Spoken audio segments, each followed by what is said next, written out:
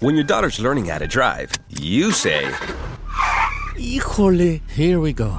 but what you should say is, Like a good neighbor, State Farm is there. to help you choose the coverage you need. State Farm, Bloomington, Illinois.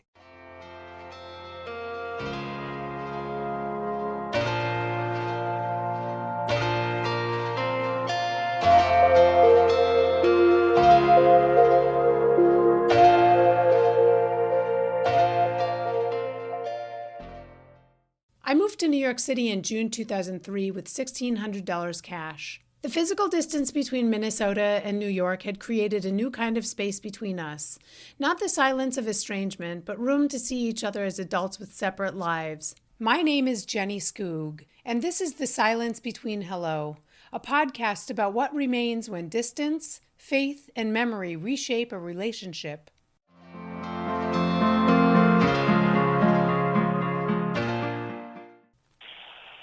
Oh, hi, Jane. It's Mom.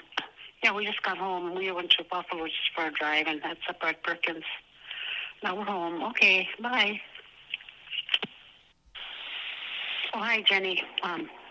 Yeah, we just got home. I gotta have surgery on Thursday, and then 1:30 now. In an hour, I gotta go have a pre-op done here in Cokato at my doctor's.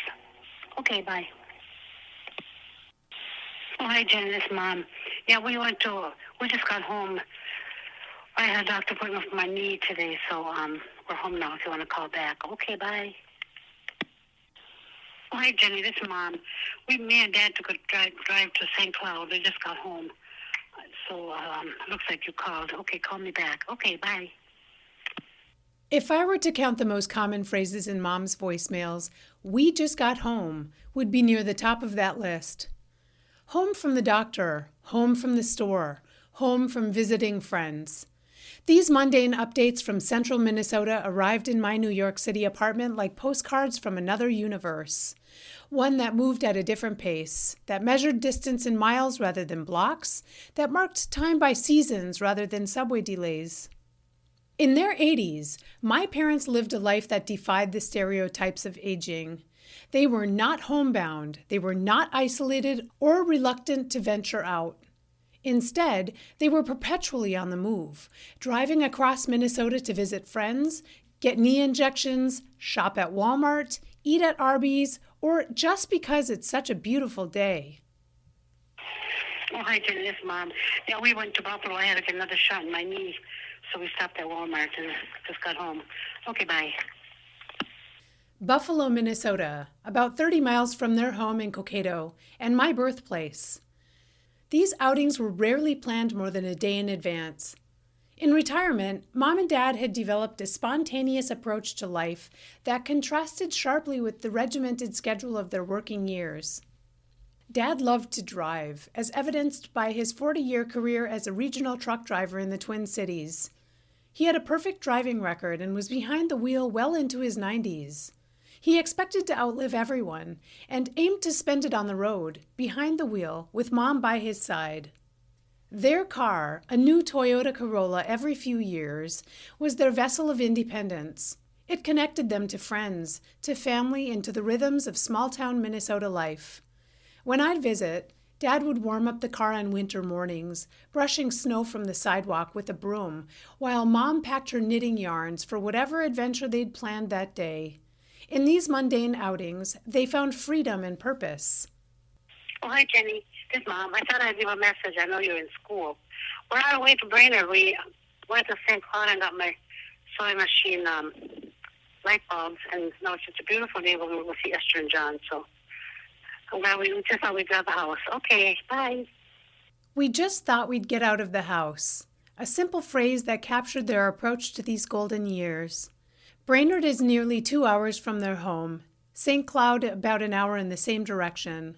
This casual mention of a multi-hour road trip reveals so much about how they moved through the world together, with a freedom and spontaneity that I enjoyed hearing about during my regimented New York life.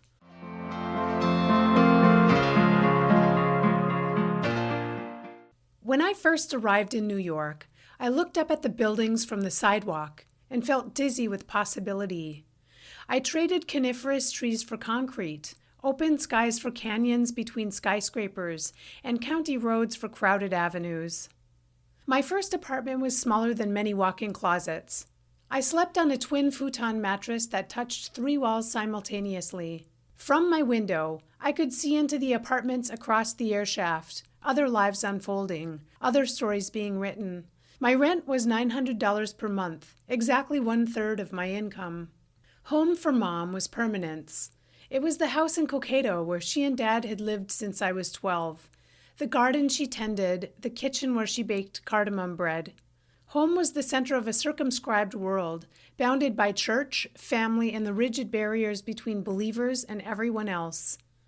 The farmhouse where I spent my early childhood sat on 18 acres of Minnesota land, surrounded by cornfields that stretched toward the horizon like an ocean of green and gold. I can still conjure the scent of fresh-turned soil in spring, the heaviness of August humidity, the bite of January air that made my nostrils stick together. From our property, the nearest neighbor was a 1/4 mile away, their lights visible only when the corn was cut low. This physical isolation was intentional, a buffer between our religious family and the worldly influences beyond. Oh, hi, Jenny. This is Mom. Just wondering if you went to the doctor. We're going to take off pretty soon now to visit Clara and Paul at the nursing home. If you want to call me, you can call my cell. Okay, Jenny. Bye. Bye. Clara and Paul were longtime church friends. Mom and Dad visited friends like them in nursing homes regularly, bringing cookies, sharing news, and maintaining connections even as their social circle gradually moved from independent homes to care facilities.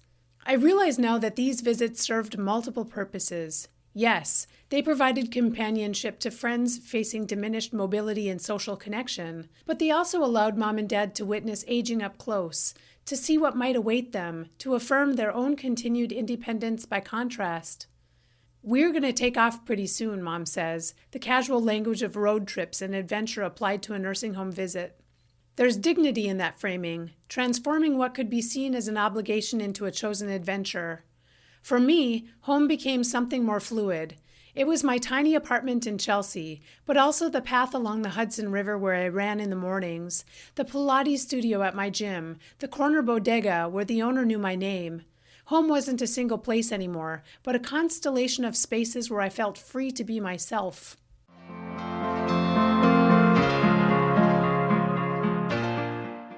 Mom and Dad's spontaneous journeys weren't without risk, especially in Minnesota winters. Oh, hi, Jenny. This is Mom.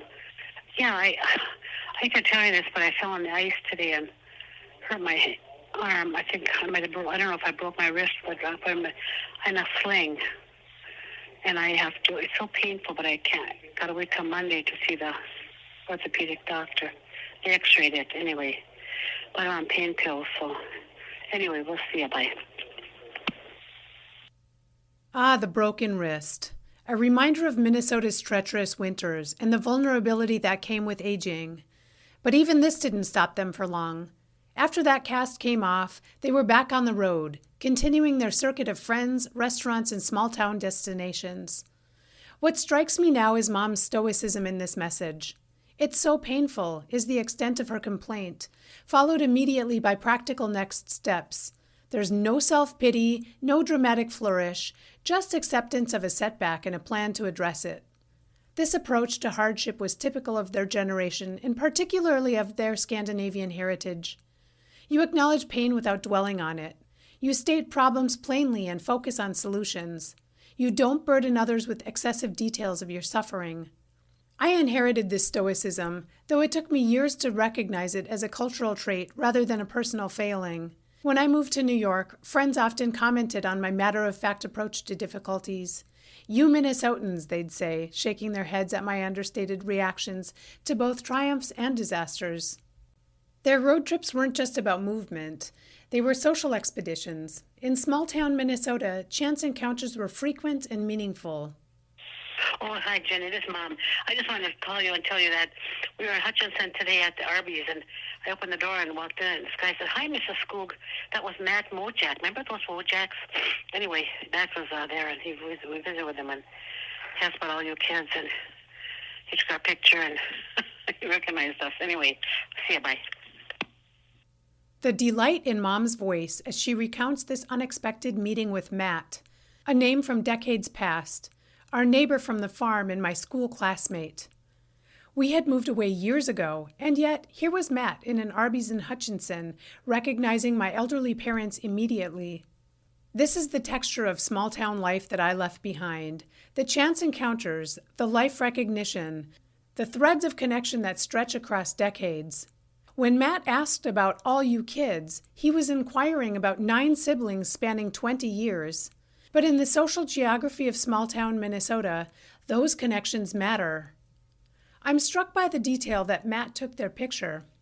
This moment, ordinary as it was, merited documentation.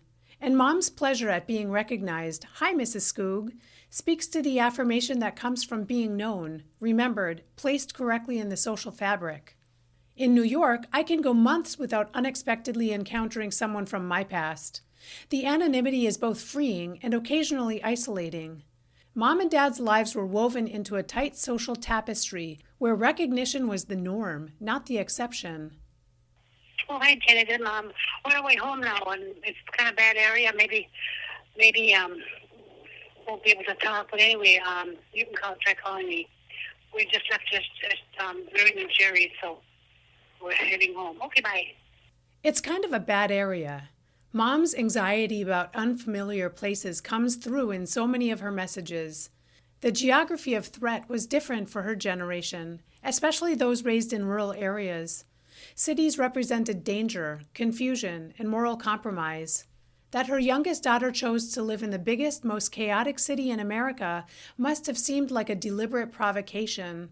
And in some ways it was. I needed the shelter of anonymity that only a city of 8 million strangers could provide.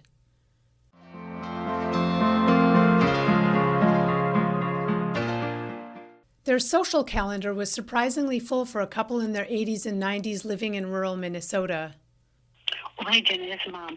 Sorry I didn't call you back. I told Dad I was supposed to call you back, but then Harvey was here all day, and Wayne came over, and it was kind of a busy day. And tomorrow morning at 8, we're going to meet them for breakfast. So I'll call you when I can. Okay. You call me. Okay, bye. Visitors all day, breakfast plans for 8 a.m. the next morning. This wasn't the quiet retirement one might imagine. These social connections kept them engaged, alert, and part of a community that noticed absences and celebrated presences. Mom often apologized for missing my calls, but these messages reveal why. She was busy living. Whether hosting visitors, driving to the grocery store, getting a routine checkup, or shopping at Target, her days had purpose and structure. When we talk about aging well, we often focus on physical health, but these messages highlight something equally important: social connection and purpose. Mom and Dad maintained both through their road trips, their visitors, their breakfasts with friends at 8 a.m. Oh, hi, Jenny. I've been thinking of you. It's so late tonight, but I thought I'd call you. And if you're back from Finland or not, and call me in the morning anyway. Okay, this is Mom. Okay, Jenny, bye. Good night. Mom marveled at my travels: Paris, Rome, Berlin, places she had only seen in pictures. I would send a postcard from every city, and when I'd visit Minnesota, those postcards would be still magneted to the fridge. I showed her my photos on my laptop, and she'd shake her head in wonder. I used to love to travel, she'd muse wistfully. Her only flight overseas was to Finland with Dad for a church conference, a journey that took her back to her ancestral homeland, but still within the safe confines of the faith. Oh, hi, Jenny. Yeah, I got your call. We just got home. Somebody had given us a gift certificate to Applebee's, so we went to Hutchinson to eat supper. And then we just came home. We were going to go shopping, but it was raining, so we just came home. So thanks for calling. Maybe, I'll call you back later or tomorrow or something, or you can call me. Okay, bye. This message captures the simple pleasures of their later years: a gift certificate to Applebee's, a drive to Hutchinson, plans for shopping abandoned because of rain. There's contentment in this ordinary account, a satisfaction with simple pleasures. The kids, likely referring to one of my siblings, had given them the gift certificate. These small gifts facilitated their adventures. gave them destinations and reasons to get into the beige Corolla and head out on another mini expedition. What I hear now in these messages is the rhythm of a contented life, not an exciting life by external standards, not a life of grand ambition or material excess, but a life rich in connection, movement, and simple purpose. Someone else drives the beige Corolla now. Sometimes I imagine it still carries their essence.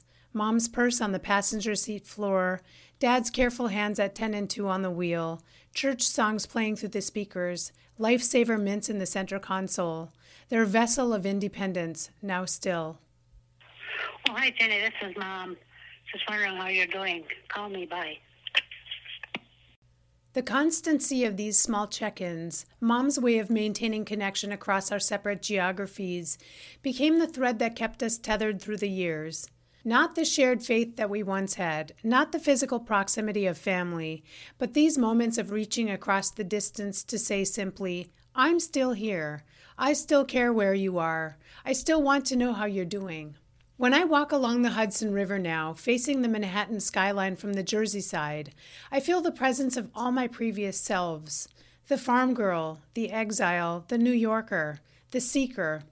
The physical distance between who I was and who I am provides perspective rather than pain. I can look back at Minnesota across the years and see it clearly, both the beauty and the harm, the love and the control, the warmth of community and the coldness of conditional acceptance. I've spent much of my adult life running from the limitations of small-town Minnesota.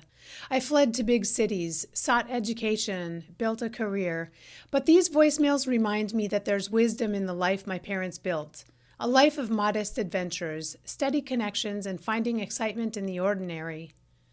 We just thought we'd get out of the house, Mom says. In that simple phrase lies a philosophy of aging. Keep moving, keep connecting, find joy in small journeys.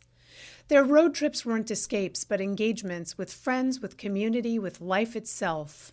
Home, I've come to understand, isn't a single place on a map. It's not the farmhouse of my childhood or my New York City apartment. Home is the ability to carry all these landscapes within me without being crushed by their contradictions. Home is the freedom to visit the geography of my past without becoming trapped there. Home is the knowledge that belonging doesn't require conformity, that I can be fully myself and still find connection. In my own aging, I hope to remember this lesson. The adventure isn't always in grand destinations, but in the decision to get out of the house, to remain curious and mobile as long as possible, to maintain connections that span decades, to find purpose in ordinary days.